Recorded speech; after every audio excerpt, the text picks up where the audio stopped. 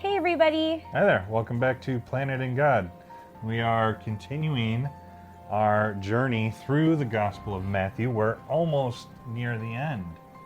Yep, we're on chapter 21. Chapter 21, so hopefully you've read it. If not, pause, go back, read it, come back with your notebook. We'll go through our thoughts and let's dive in. All right. So I have some opening comments before we dive into chapter 21, because chapter 21 is a important chapter through the life of the Messiah here. We are now entering Holy Week. That is the last week of Jesus' life. So this is the week that of the Passover sacrifice and the week of Jesus' death on the cross. So I've done a study on the harmony of the Gospels, which is really cool to see all of the Gospels put together and all of the events that happened. And what's interesting to note is that in Matthew's account, he does not focus on dates, right? So you're not going to figure out what day each event is occurring in the Gospel of Matthew. Instead, what he does is he focuses on who Jesus is. His focus is on Jesus entering Jerusalem to judge it, and then to be crucified, die for our sins, and then to be raised on the third day. That is his focus. So if you're looking for a complete order of events, Matthew's not the gospel to do that. He's going to kind of jump around all over the place to make sure that the last week of Jesus' life fits in with the narrative that he and the audience he is writing for. So that is the Larry opening notes. And then we get into verses 1 through 11 with the triumphal entry into Jerusalem. So before we get, I noted like 1 through 5, specifically about the donkey. I thought it was really cool that, God was preparing this donkey. And how much more does he prepare us in our lives? That's kind of my application from it. But I just thought that was really an interesting thing that, he was preparing an animal. An animal. Yeah. Which it was very important, right? Right. A lot of times we go through life and we think about like what is our purpose, and if he can find purpose with a donkey, and use an animal, how much more does he do that in our lives? Right. So I just really liked that. That is nifty. And the purpose of the donkey was to fulfill Zechariah 9:9. Oh, the prophecy I did. I was going to say that next. I was going to say that Jesus was treated as a king, and in this moment is like prophecy is being fulfilled. Yes. You stealer. I did, but you didn't have the prophecy written down, did you? No, not where it was. Yeah. You can have that part. Yes, that's a win. Really, the significance of these events lie in the date. Like, this is the only one that I'll really make a date mention of, and maybe a couple others. But the significance of the date here, this is Sunday, the 10th of Nisan, at least according to the number of studies I've done. That's where I kind of land on it. And what's important about this date, it's the Sunday before the Passover. And what do the Jews do on the Sunday before the Passover? So, well, I might be jumping ahead, but this is when the priest is supposed to come in with the lamb. Not come in with the lamb, but set the lamb aside. So on the Sunday before Passover, the lamb, the chosen lamb for the sacrifice, is set aside, and then it will be tested over the week. And to make sure that it is spotless and well, there's more than no one. blemishes. This is within each family. Right. But the lambs it are set aside. sounds confusing sometimes because it sounds like it's just one, but really it's each family has their own. Well, yes, but the point is that this is the day that the lamb is set aside. This is that they pick the lamb. Right. Yeah. The lamb is set aside for the sacrifice. And so Jesus, in presenting himself this way, is presenting himself as the lamb for the sacrifice. Yes, I agree. He is coming in and presenting himself as the lamb. And then as we go through the rest of Holy Week here, Jesus will be tested. We're going to see that coming up in this week. And I think it's 23 is when we see the testing of the Messiah. Yeah, it's really interesting stuff. Yeah, so he's setting himself up as the Passover lamb. So not only is he fulfilling Zechariah, but he's fulfilling Leviticus when Leviticus sets up how the lamb is to be set aside, right? Going over the sacrifices. Yep. As the lamb is set aside, Jesus is now setting himself aside in accordance with the Mosaic law. As the lamb is tested, Jesus will now be tested to be determined that he is spotless and without sin and without blemish. Okay, so the next section I have is 12 through 17. Really, I did 12 and 13 okay. as one little section just because you have Jesus here, the second account of Jesus cleansing the temple. He does the same thing at the beginning of his ministry in the book of John. We kind of missed that in Matthew's account, but it's just important to note that this is the second time it's happened. And this event, what Jesus is doing is he's exercising lordship over the temple, right? He is declaring that he is the Lord over the temple. And then I made a practical application note on that, in that in our churches, we need to use his example of cleansing out the money changers and those that use gimmicks and whatnot to infiltrate our churches, right? You have churches all over the place. I think one of our elders, Mike, was opening up the Lord's Supper, and he was talking about how a pastor entered in on a zip line. He just came in on a zip line, and it was just this whole hoopla and fireworks and this, that. Like, these are gimmicks. And these are the things that we need to be casting out of our churches as Jesus is our example, casting out the money changers, the people using gimmicks and whatnot to just to propagate lies. Yes. Thanks for that. I was thinking, well, I mean, this was the temple and where the Lord technically, like, it was his house. Yeah.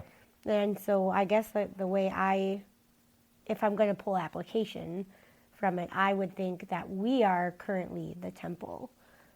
No, and to purge ourselves. Right. Of Not that you're gimmicks. Wrong. Yeah. But thanks. that's, I guess, where I drive it more that way than... You drive it in the more spiritual way, where I'm looking at it as the more Well, no, because it is important within our churches as well. But some of those things I don't think are bad. I think they're only bad if it's like occurring all the time and the focus is on that instead of on the teaching of the Lord. Does that make sense? Well, that's what a lot of the mega churches are like, though, where the focus is on the experience and the rock concert. Some of them. Most of them. I don't disagree. I'm just saying I can't lump them all together because I don't think all of them are like that. Okay. But I agree. Yeah. You know, they're... I wasn't trying to... I know. Anywho. So verses 14 through 17. 14 through 17. The next section, you have the healing of the blind and Jesus upsetting Pharisees. He continues to meet the needs of the needy and receiving a tax. You have the chief priests and the scribes. They become hostile, angry with Jesus.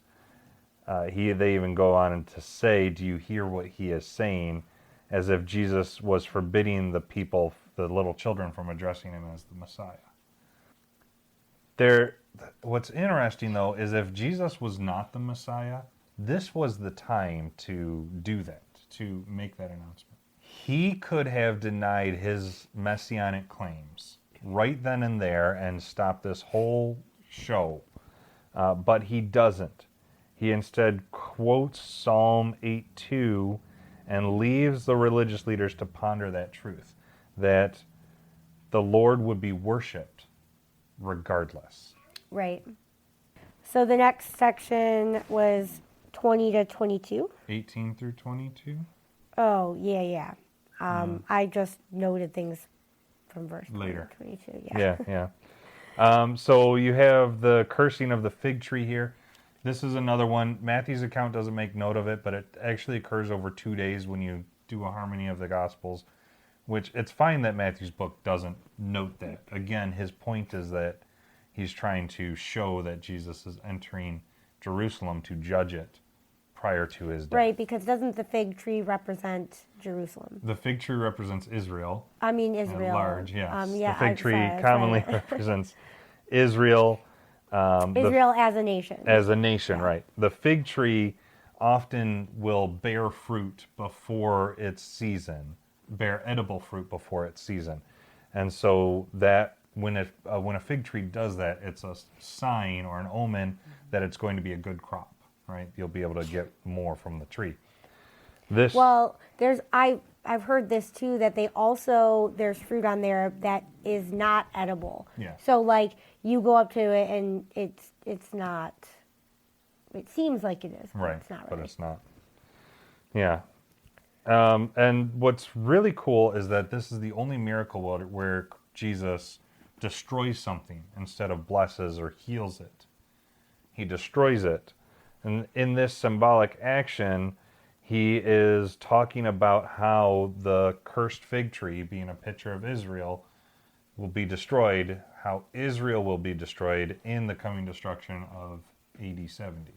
Rome is going to come in and destroy Jerusalem and all of Israel in judgment for rejecting Jesus as the Messiah. Yeah.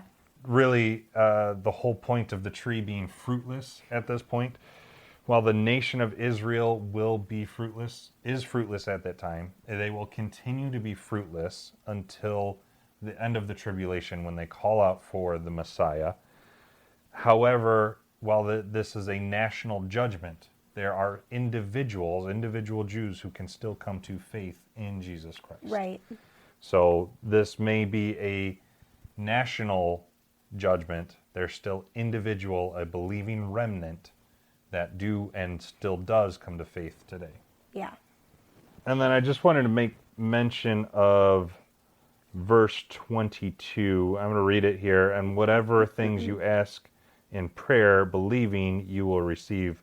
A lot of people will try to take this verse and turn it into a vending machine, turn God into a vending machine. You have the whole name it and claim it movement. If I name it and I claim it, it is mine. Right. I think it's so important to note that it's always within the will of God. Exactly. It is within the will of God. You need to take something like this in accordance with all the other teachings of prayer. This is just one aspect of it. You know, there's other things about prayer that you need to come with a pure heart. It needs to be done in faith. You need to have your sins forgiven, right? And then it all has to be done within the will of the Lord. Right. So yes, you can take one verse out of context, but you take one verse out of context, you can find yourself in a whole world of hurt. Yep. Verses 23 to 27. Yep, verses 23 through 27. We have Jesus and his authority being questioned here. Jesus follows the Jewish pattern of answering a question with a question. He asked them, the baptism of John, was it by the authority of heaven or of man? And so they have one way to go, because the people took John to be a prophet. So if they say by the authority of man, you got people that would be upset. If they say from the authority of heaven, well, then that draws the fact that they didn't believe John and they're not believing Jesus. So they're kind of at a catch-22 here. So they instead to plead the fifth, that they don't have an answer, and so neither does Jesus. He doesn't respond to their question as well, because they won't answer his question. Right. I love the format, though, of how they taught back then, because it gets you thinking. It does. Instead of like you trying to think of an answer, you're supposed to like ask questions to get it, right, to make your mind like think about in a different way. Right. I really like that. Yeah, and then what's interesting though is that while Jesus doesn't answer their question, he questions them and they refuse to answer. He refuses to answer. He does still answer them, but he does so in the form of parables, and that's what we're going to get from now, we see two parables in chapter 22 or 21 here, and we'll get the third parable in chapter 22. So all three of these parables go together, and they all go with this altercation, if you will, with the Pharisees. Yeah. So the next section, well, it's the last section, actually. Well, we get two parables here, so 28 through 32. You separate the parables. I did separate the parables, Okay. yes. Even though they all, from the altercation with the Pharisees to the three parables is one section, I broke them down into smaller chunks. Okay. So 28 through 32, you have the parable of the two sons. And in that, the key point is that sonship is determined by obedience. The son who said he would go but didn't represents the Jewish leaders and who reject Jesus as the Messiah. And then you have the son who said he would go, not go, but then goes. This represents the sinners, the tax collectors, those people who did not follow the Mosaic law, but did follow Jesus. Yeah. And then the next parable of the wicked vine dressers. Yeah, the wicked vine dressers, 33 through 46 to wrap up the chapter. Just to help break this down. And a lot of what I get from this comes from throughout the Old Testament, when, especially in the book of Isaiah, he breaks down vine dressers and the landowners and the vineyard. We see this very common throughout the Old Testament, this breakdown. So you have the landowner representing God the Father, the Son represented by the Messiah, the vineyard is Israel, you have the vine growers, those are the Jewish leaders at the time, and then the servants, there's two servants that are sent, two groups of servants. The first group of servants are the pre- and post-exile prophets, and then the second group of servants represents John the Baptist. So you have all of the prophets that are sent in, that are killed and destroyed. Then you have John the Baptist, who Jesus calls the greatest of these, who is sent in and killed. Essentially, the whole host of it is that the Messiah will be rejected by this generation. And so when he's rejected by this generation, the kingdom offer is removed. And then in verse 42, Jesus quotes from Psalm 118, and in that we see the messianic cry that the Jewish leaders have to lead the people in saying, right? Blessed is he who comes in the name of the Lord. I'm not even going to try to say it in Hebrew. It sounds so beautiful in Hebrew, but this American tongue cannot pronounce it very good. Can't wait to get into heaven when I can hopefully get a new tongue. Hopefully. So it's, right, this kingdom offer is removed from that generation and given to a future generation, the generation that will go through the tribulation and cry out, blessed is he who comes in the name of the Lord. Which is another prophecy. Yeah. I love prophecy. It's very all over cool. the place. It is. And then I just want to make an important note here about verse 43. Verse 43, I'm going to read it real quick. It says, therefore I say to you, the kingdom of God will be taken from you and given to a nation bearing the fruits of it. A lot of times this verse can be used to validate replacement theology. And what replacement theology teaches is that the church replaced Israel. And so now you don't have to worry about Israel, it's the church. No, that is not true. Yeah, I hate to break it to you there. The context is clear that this is not the whole nation of Israel that is rejected. It is the leaders, the nation of that generation. The generation that saw the Messiah. The generation that rejects the Messiah. The kingdom offer was withdrawn from that generation. It will be re-offered to a future generation.